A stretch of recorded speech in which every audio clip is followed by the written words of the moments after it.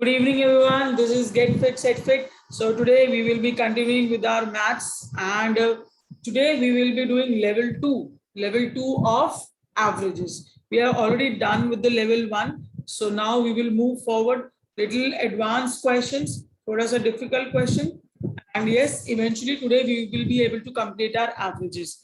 And in the next class, we will do profit and loss, discount, simple and compound interest. These are the topics that we are left over with. Okay. So before I start up, before we directly go to the questions, हम questions पे जाएं उससे पहले I want you people to understand one thing, that whenever we talk about average, whenever we say average, I have informed you all in the previous class as well, average is a mean.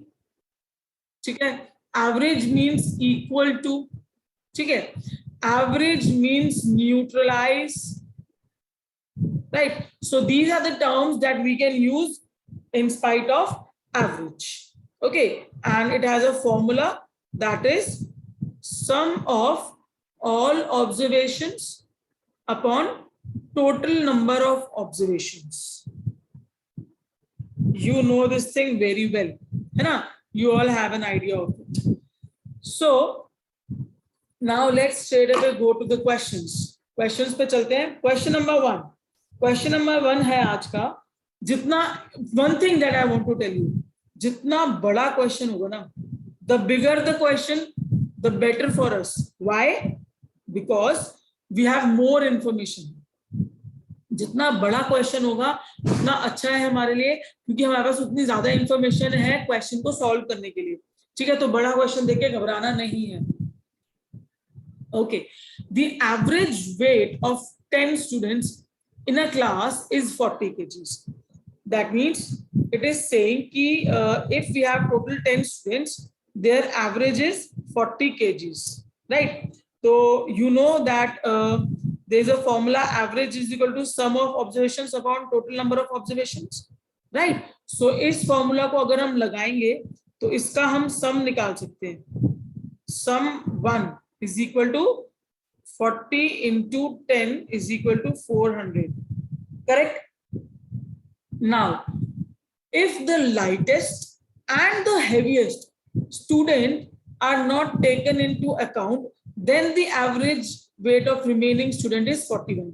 वो कह रहा है कि if we remove the lightest student and the heaviest, that means 1 plus 1. 2 students we are removing out. That means we have 8 students left. Right? इनका new average is 41. It is given as 41. ठीक है, अब हम इसका सम भी निकाल सकते हैं, है ना? इसका sum will be 41 into 8, right? So it is 328. Correct? Now if the weight of heaviest student is 50 kgs, find the weight of lightest. अब मुझे एक बात बताओ, जो ये डिफरेंस आया है इसको इसमें डिफरेंस को माइनस करो. इसमें डिफरेंस देखो कितना आया. इसमें डिफरेंस आ गया 2 and 7. ठीक है, 72 इज द डिफरेंस. तो ये जो डिफरेंस आया कहां से आया? कोई मैजिक हुआ है? नहीं हुआ मैजिक. क्या हुआ है? आपने जब 2 स्टूडेंट्स एक्सक्लूड कर दिए तब ये डिफरेंस आया. दैट मीन्स ये क्या है? ये है sum of lightest plus heaviest student. यही हो गया ना ये. ठीक है, अब ये क्या है? हमारे पास L plus H is equal to 72 है. ठीक है, ये है lightest and H means heaviest. H हमें गिवन है, कितना गिवन है? 50 गिवन है ना? तो L plus 50 is equal to 72. अब आप लाइटेस्ट की वैल्यू निकाल सकते हो, है ना? 22. ठीक है, 22 kgs. आंसर आ गया. Option B is correct. Clear? This is the easiest way how we can do this question. हमने क्या करा इस क्वेश्चन में? हमने इस क्वेश्चन में सबसे पहले तो हमने ये चेक करा कि 10 स्टूडेंट्स है, 40 kgs एवरेज है, तो उनका सम निकाल लिया, that is 400. Then 2 students are left out, lightest and heaviest. So कितने बचे? 8 बचे. 8 स्टूडेंट्स की एवरेज उन्होंने दिया 41, तो हमने उसका सम निकाला, दैट इज 328. सो डिफरेंस आया 72. अभी 72 क्या है? जो आपने लाइटेस्ट और हैवीएस्ट वाले इंसान को निकाला था उनका ही तो समय है। तो उसमें से मेरे पास हैवी की वैल्यू है 50, टोटल मिला हुआ है, मैंने लाइटेस्ट की वैल्यू निकाल ली 22। Option B is correct. Clear? Next question A, there is something A has a certain average of for 9 innings. A की कोई एवरेज है 9 innings तक, आई डोंट नो क्या है वो। In the 10th inning he scores 100, ठीक है, and his average increases by 8 runs. Find his new average. Very good question, very good question.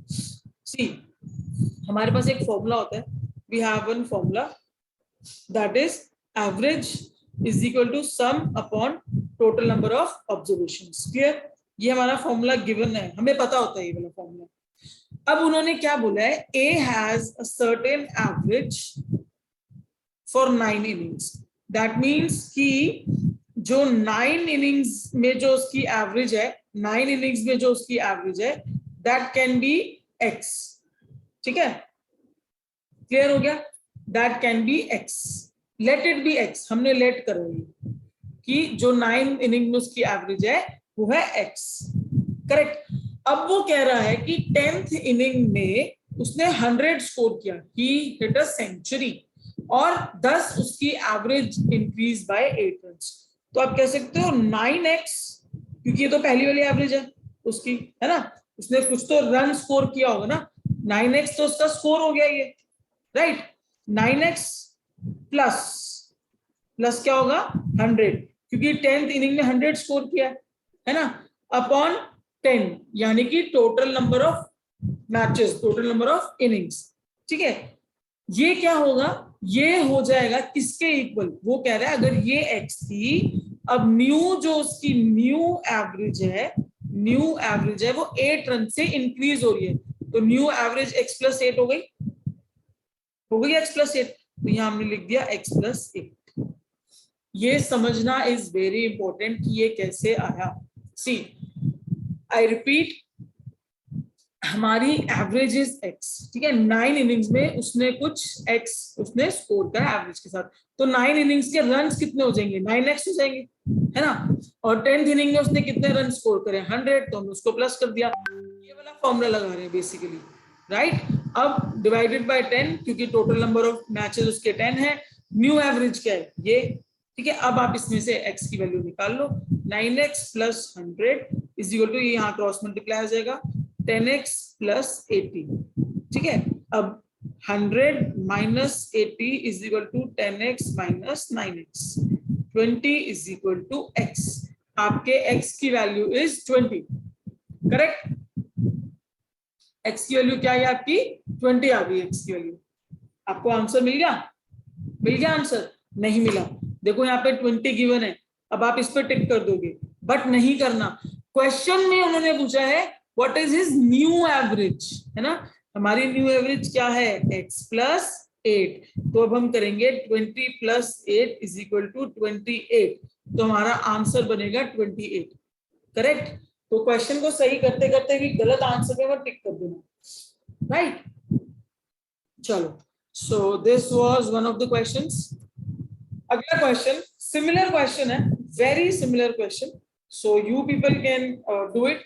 इसके लिए मैं आपको एक ट्रिक भी बता सकती हूँ, जो एक तरीका है, आप x की वैल्यू लेट करो, लेट x कर दो, ठीक है, उसकी आप इक्वेशन बनाओ, राइट, इक्वेशन बनाओ and then find the value of x, आप उसको सॉल्व करो। ये एक बेसिक मैथ्स का तरीका है, बट एक मेरे पास ट्रिक है इस क्वेश्चन के लिए। ट्रिक कैसे लगानी है इस क्वेश्चन में, देखो क्या करना है आपको, जब भी इसको भूल जाओ अभी के लिए, अभी हम ट्रिक वाले से सॉल्व करते हैं। जितनी भी innings, how much of the innings is given in the question, ठीक है, टेक 1 लेस देन इट, यानी कि 11, ठीक है, टेक 1 लेस देन इट, ठीक है।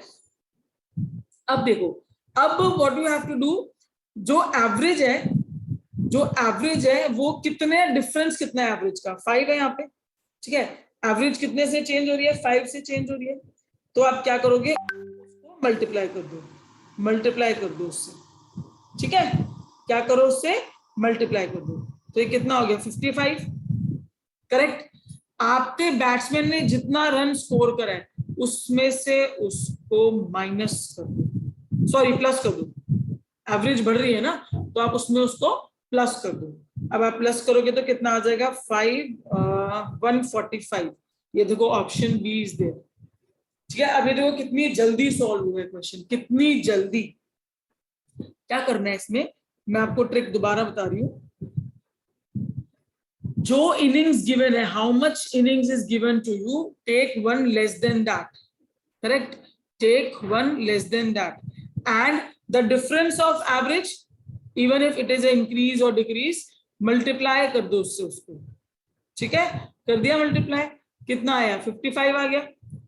जो उसने उस अगली इनिंग में स्कोर किया है वो आप यहां पे ऊपर लिख दो और दोनों को कर दो प्लस, तो 145 आपका आ गया आंसर, ठीक है। Option B is correct. ऐसे ही अगर ये वाले क्वेश्चन में करते आप तो कैसे करते, 9 इनिंग्स है ना, 9 इनिंग्स है, तो आप क्या करोगे, इसको जल्दी से करके बताओ। 9 इंटू कितना करोगे, जल्दी बताओ। 9 करोगे या 8 करोगे, 8 इंटू कितना डिफरेंस आ रहा है, 8 का डिफरेंस आ रहा है, इज इक्वल टू 64, है 64, और उसके बाद उसमें से माइनस कर दो, कितना रन स्कोर करा उसने 100, करेक्ट, 100 स्कोर करा है। कितना गैप आया, करना है इसको, माइनस करो इसको, कितना हुआ 36, यहाँ 9 आना था क्या, 9 8 जा 72, 9 आएगा यहाँ पे,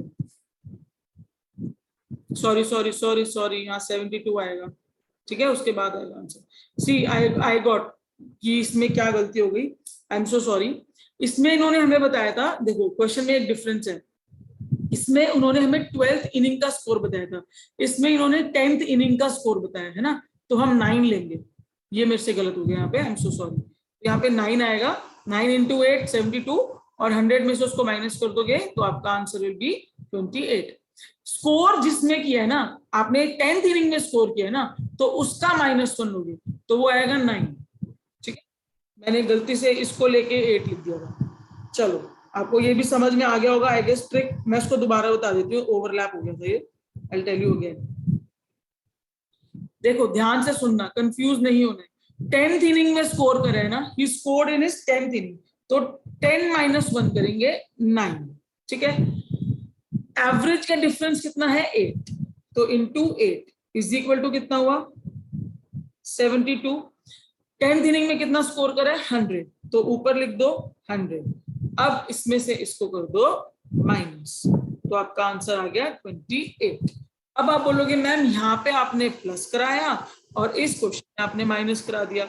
देखो जब भी एवरेज इंक्रीज होगी तो आप माइनस करोगे, और जब भी एवरेज डिक्रीज होगी तो आप प्लस करोगे।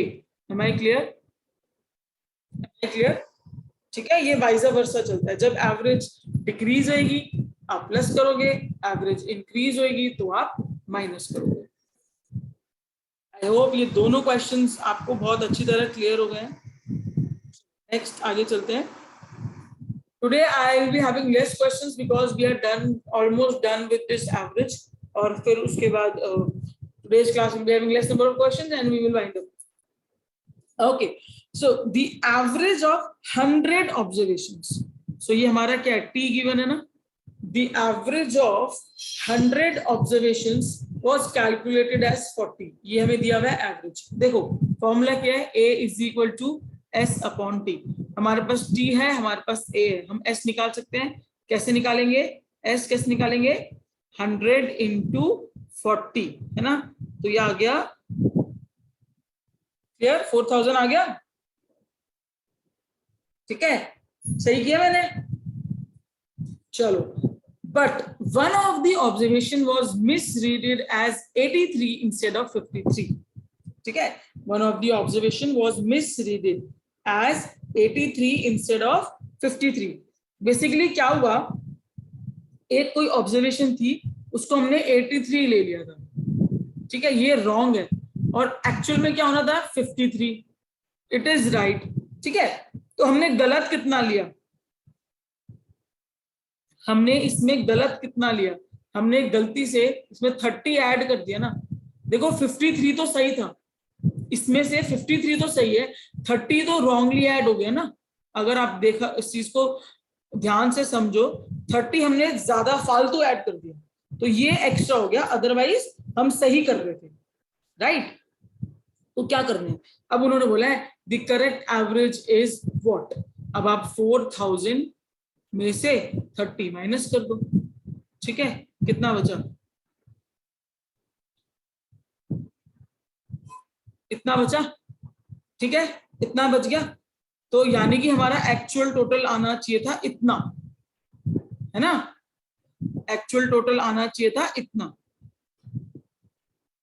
पृथ्वी, you are very wrong in the chat box. A into S can never be T. A into S, how can A into S be T? ये कैसे हो सकता है? A into T can be S. ठीक है, चलो. Now this is what is real. This is correct. ये हमारा सम होना चाहिए था करेक्ट. अब आपको एवरेज पूछी है तो लगा दो एवरेज, फिर इसकी कर दो एवरेज. 10 से 10 कट, ये 0 हटा के यहाँ पे डेसिमल लगा दो. 39.7 answer. Answer is 39.7. So option B is correct. ठीक है, एक और मेरे पास तरीका है आपको इस क्वेश्चन को थोड़ा सा आइडिया लेने का, just to take the idea of this question, just to take the idea. How come, already हमें एवरेज गिवन है 40, है ना. ऑलरेडी हमें एवरेज गिवन है 40, तो उसमें से हम 30 माइनस कर रहे हैं, है ना. तो ऑब्वियसली 40 से ज्यादा एवरेज तो होगी नहीं, तो सी और डी ऑप्शन तो पहले ही कट कर दो, है ना. बचेगा क्या, 39 और 39.7. Option C and option D are already cut because already हमारी average is 40 and we are reducing 30 out of the total, तो average will go down, it will not increase. So option A or B, then we solved it and we got option B as correct. Clear? Chalo, next question. In a library, a library has an average of 510 visitors on Sunday. ठीक है, Sunday को एक library में 510 visitors आते हैं. Clear? And 240 on other days. बाकी respective days में Monday, Tuesday, Wednesday, Thursday, Friday, Saturday को आते हैं 240. ठीक है, क्लियर? क्लियर हो गया. The average number of visitors per day in a month of 30. That means जो मंथ है हमारा 30 डेज का. Clear? Beginning with the Sunday. Okay, अब वो हमें एक कैलेंडर बनाते हैं यहाँ पे. देखो, Sunday, Monday, Tuesday, Wednesday, Thursday, Friday, Saturday. वो कह रहे हैं एक मंथ है जिसमें 30 डेज है और फर्स्ट जो उसकी जो 1 तारीख है उसका जो फर्स्ट डे है वो है संडे.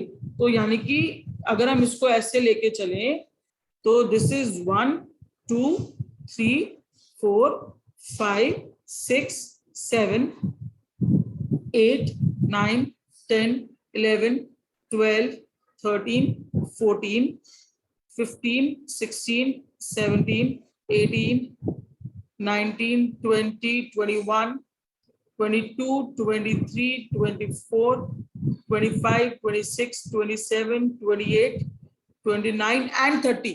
उसने 30 बोला है. ठीक है, ये आपका बन गया कैलेंडर. वो बोल रहे हैं कि ऐसे मंथ में, इस वाले मंथ के एवरेज बताओ कि एक महीने में कितने विजिटर्स आएंगे. ठीक है, टोटल कितने हैं 30. ठीक है, now how many Sundays we have, see 1 2 3 4 5.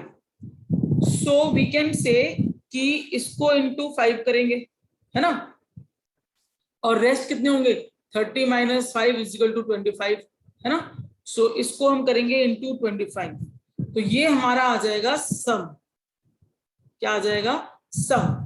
तो हमारा सम बन जाएगा 5 0 0, 5 1 5, 5 5 25। इसका हो गया 2550 और इसका 240 इंटू 25 करना जल्दी से, 240 इंटू 25 करो जल्दी से, 24 इंटू 25,